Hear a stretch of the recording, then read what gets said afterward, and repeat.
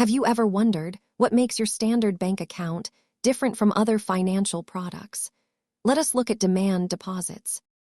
The term demand refers to your ability to access your money whenever you want, without needing to provide advance notice to the bank. Because you can withdraw these funds at any time, they are classified as highly liquid assets for your personal cash flow.